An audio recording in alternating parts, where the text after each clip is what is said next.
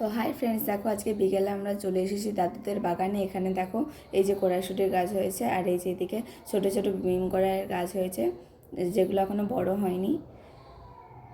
আর এই দেখো এর পাশেই রয়েছে টমেটো গাছ, যেগুলো এখনও টমেটোগুলো ছোটো ছোটো রয়েছে। আর এদিকে দেখো ও বাঁধাকপি গাছ, এখনও বাঁধাকপিগুলো বড় হয়নি সব। আর এই যে এদিকে ধনেপাতা লাগানো হয়েছে, আর এদিকে দেখো কলমি শাক। আর আমার তো কলমি শাক খেতে খুব ভালো লাগে, তোমাদের কাদের কাদের ভালো লাগে অবশ্যই আমাকে বলবে। এদিকে রয়েছে শসা আর ধনেপাতা। আর এর পাশে দেখো প্রচুর পালং শাক লাগানো হয়েছে। আর এদিকে বেগুন গাছ লাগানো রয়েছে, আর এদিকে বিট গাছ সারিবদ্ধভাবে লাগানো রয়েছে।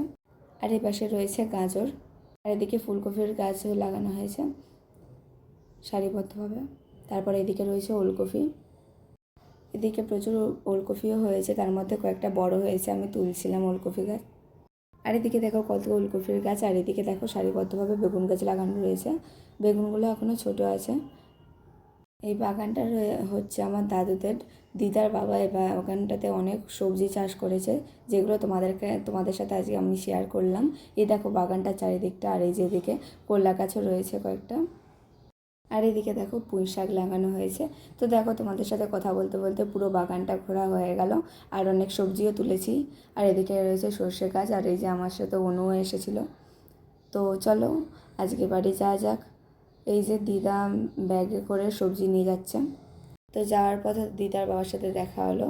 তো দাদুদের দোকান ঘরের ছাদেতে লাউ গাছ লাগানো রয়েছিল, তো সেই লাউ পাড়া হলো। তো চলো আজকের মতো বাড়ি যাওয়া যাক। তো এরপর পরের দিন কী কী রান্না হয়েছিল সেটা তোমাদের সাথে শেয়ার করি। এদিকে সব রকম সবজি কাটাকুটি হয়ে গেছে, আর এদিকে মাংসের জন্য আলু নাড়া হচ্ছে। আর এদিকে রয়েছে পালং শাকের ডালনা। আর আমি ভিডিও করতে করতে দিদাকে বলছিলাম যে দিদা একটু হাই করে দাও, দিদা তখন রান্না করছিল। আর এই যে মাছের ঝালের মশলা হচ্ছে। আর তোমাদের সাথে কথা বলতে বলতে পালং শাকের ডালনাটাও হয়ে এসেছে। তো ডালনাটা নামানো হয়ে গেছে দেখো।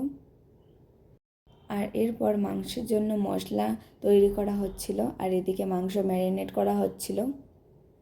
তো ছোটো দিদা মাংসটা ম্যারিনেট করছিল, আর তারপর দেখো মাংসটা কষা হচ্ছে। তো তোমাদের সাথে কথা বলতে বলতে দিদার মাংসটা প্রায় হয়েই এসেছে। তো রান্না প্রায় শেষের দিকে, এরপরে হবে পোড়াই শাক ভাজা। তো দেখো মাংসটা নামানোও হয়ে গেছে। আজকের মতো রান্না কমপ্লিট। তো দেখা হচ্ছে অন্য একটি ভিডিওতে, ততক্ষণের জন্য বাই।